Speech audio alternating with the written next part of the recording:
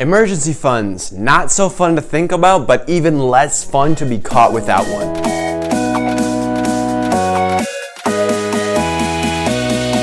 How are you guys doing today? My name is Apple, and today, as always, we are filling in the financial gap between schools and the real world. And today what we're going to be talking about is something that's very near and dear to my heart, and it is the emergency fund. So an emergency fund is something that is very, very critical for any investor, any college student, any person in general. Everybody needs an emergency fund, and everybody should be making sure they've got a solid emergency fund so that if anything does come up, they are ready for it. So in this video, we're going to be talking about emergency funds. Obviously, we're going to be talking about what it is, why do you need it, which you definitely need it, and how you can go about getting one and how you can effectively get one sooner rather than later. We've got some great tips coming up at the end, so definitely stick around for those, and some really cool apps that make getting your emergency fund like next to just so easy. Like it couldn't be any easier. So definitely stick around for that. It's gonna be some great stuff. So let's just hop right into what an emergency fund actually is. So an emergency fund, also called like a rainy day fund or anything like that, is just a stash of money that is easily accessible. Keyword here, easily accessible. So it's not invested, it's not put away into some real estate, it's not anywhere but in an easily accessible place. So somewhere that you can get to it right when you need it. You don't need to sell anything, you don't need to go and do anything crazy complicated. It's just there when you need it. So generally, my rule of thumb is that it should cover 3 to 6 months of your expenses, of your monthly expenses. So this is pretty high for a lot of people. A lot of people are not going to be able to save away 3 to 6 months of their daily expenses, or they don't think they're going to be able to. But by the end of this video, I bet you will be able to find where that money is hiding. But 3 to 6 months of your daily expenses, and that means that you know your monthly budget, you know your monthly expenses, and if you don't, I've got a cool video, I'll link it up top, about how to actually calculate your monthly budget in a very simple way, so definitely check that out. So you gotta know your monthly expenses because you gotta know how much money 3 to 6 months of your monthly expenses actually is before you are able to actually make this emergency fund. And really the purpose of an emergency fund, or one of the main things that emergency funds are good for, is they prevent you from going into debt. So when something does come up, and something will come up because life happens, you're gonna want to have some money as sort of a cash cushion for you to fall on so that you don't have to go out and spend $5,000 on a credit card to fix your roof, or to I don't know, replace the transmission in your car or something. If something does come up, you gotta have that emergency fund so that you don't have to go into thousands of dollars worth of credit card debt, which is gonna very significantly hurt your financial situation. And you're gonna be very thankful if you did have that emergency fund going in. So emergency funds are really the first step in investing. And when you think of an emergency fund, it doesn't really scream investing, but what an emergency fund does is it allows you the freedom to be able to take your money and start investing it. Once you do have that safety cushion, that cash cushion for you to fall back on, you now have the freedom to go out and start investing. So in my video, I'll link it up top again, where I talk about how you can best invest your first $1,000 as a young person, as a college student. One of the things I mentioned in that video is getting your emergency fund going, because that is definitely the first step, in my opinion, to starting your investing journey, is having a solid cash cushion for you to fall back on, so that if your investments do go south and something bad happens, you don't have to sell them, and you are sort of solid to go with that cash cushion again. So after you get your emergency fund, I recommend you paying down your debt and getting all of that gone, and then starting to invest. And again, I talk about that in that video of how to invest your first $1,000. So definitely check that out. But yeah, I think getting yourself out of debt should come after your emergency fund, because you want to have that emergency fund in place so that you don't have to go into more debt if something bad happens. So first emergency fund, then debt, then going out and investing in whatever you feel like. So last part of what an emergency fund is it's not in your checking account. This is very important. It's not in your checking account because your checking account is for your monthly and day-to-day expenses. So where your emergency fund is it is in a separate savings account. It is in a savings account that is not your checking account, and these need to be distinct because this money needs to be easily accessible, but it needs to not be in your checking account. So your emergency fund, separate from your checking account. Checking account, day-to-day expenses, monthly expenses. Savings account for emergency fund and savings. All right, so let's move on to number 2. Why do you need an emergency fund? Well, what it really comes down to is the average American. Well, let's talk numbers here. Two-thirds of people, adults in the U.S., cannot afford a $500 emergency without going into debt. Let's think about that. Two-thirds of people, 2 out of 3 people. I got Billy, I got Joe, and I got Sam. 2 of these guys, Billy and Joe, both cannot afford if something worth $500 comes up, which is very, very small in the grand scheme of things. They have a $500 unexpected expense, and they have to go into debt. They have to start getting credit card debt, which is just going to keep piling and piling up. And that is just mind-boggling to me, that 2/3 of Americans cannot afford a $500 emergency. And even more surprising than that, 39% of U.S. citizens have $0 in their savings account. 39% have $0, and the percentage is even higher among college students. It is 46% of college students and 46% of millennials actually have $0 in their savings account. And this number is very, very scary to me, because this means that if the smallest thing comes up, if a $500 expense comes up, they are getting credit card debt, which is going to stick with them potentially for years, which is, I don't know. That's really scary to me, guys. So definitely, emergency fund is very, very essential so that you prevent yourself from going into massive amounts of debt by just having a small thing come up, because credit card debt adds up very quickly.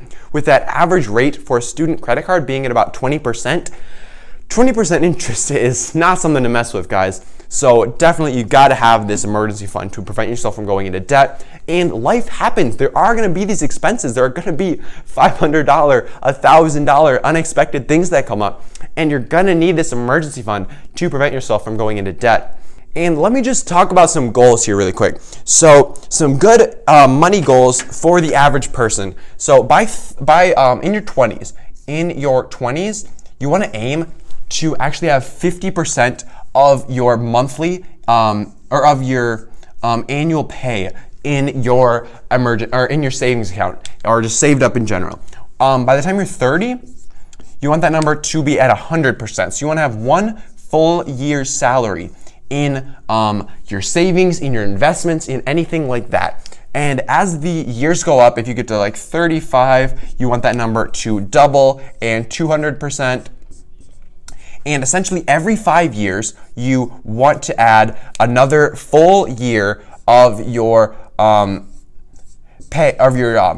annual salary to your savings, to your investments. So as your investments multiply, you're going to keep moving up anyway. So this doesn't mean you have to save 100% of your income every year.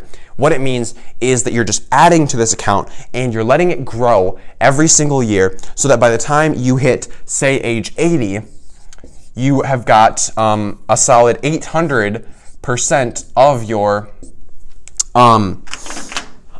annual income in there, which is going to last you easily 8 years. But as it's growing even more on its own, it's going to last you much longer than that, and it's going to give you a nice retirement. So you got to make sure that you're building up that savings, building up that investments every single year, so that by the time you want to retire, by the time you are done working, you have got a significant amount of both cash cushion and your investment saved up. So those are just some general goals that I would aim for as you are moving through life. In your 20s, this is the easiest one to do. You only got to get 50% of the money you're making or 50% of your annual income in your savings and your investments. So, I mean, even if you just save 5% of your income every single year, you're going to be well above that 50% mark, because your money is going to be growing anyways. So be sure to just save at least 5% of your income. I recommend closer to 10 or 15, but be sure you're saving at least 5% of your income to make sure you've got this nice safety net for you. So hopefully I have convinced you by this point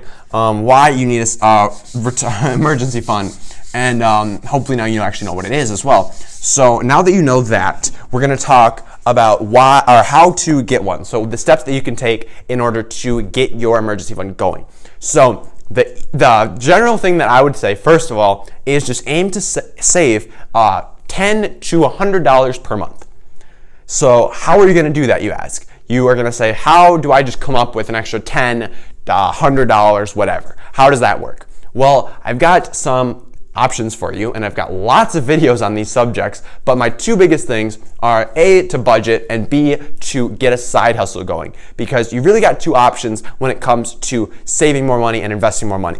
You either decrease your expenses through a budget, or just finding more money that you already have through, budgeting and reducing how much you're spending. So you can either A, reduce how much you spend, or B, increase how much you make. And how you increase how much you make is you learn a more valuable skill, you start a side hustle, you get a promotion, stuff like that. So you make yourself more valuable is how you earn more money, or you can just reduce your expenses. So those are the two ways to do it. I recommend doing both, and I've got tons and tons of videos. I mean, at least half the videos on this channel are about at least one of those things. So if you're interested in how you can find more money, this is the channel for you. So definitely subscribe and check those out. But another way to find more money, it is tax season. And that means if you're a young person, your tax refund is probably coming. So what I would recommend is put all of that, every single penny you get from your tax refund, in either A, investments, or B, your emergency fund. Because that's a really, really great way to jumpstart your emergency fund with your tax refund, because that is money that you weren't even going to be earning anyways. So it's sort of just like getting an unexpected bonus, but it is expected. So you can just put that away in your savings account, in your emergency fund, so that you just get a jump start on that. Next thing you can do is, what I recommend is how to find this money, is to make it fun. Make it enjoyable to find this money, to build this emergency fund, and make it like a game, honestly.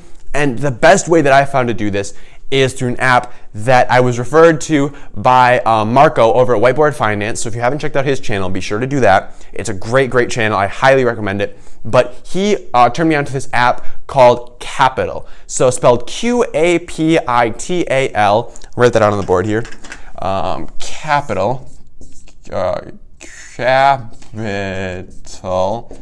Capital. So what Capital is it's a super fun way to start saving your money today. So how it works is you pick a rule. So a couple examples of rules. So you can choose to round up your purchases. So you can round up your $1.80 coffee from the gas station. You can round that up to $2.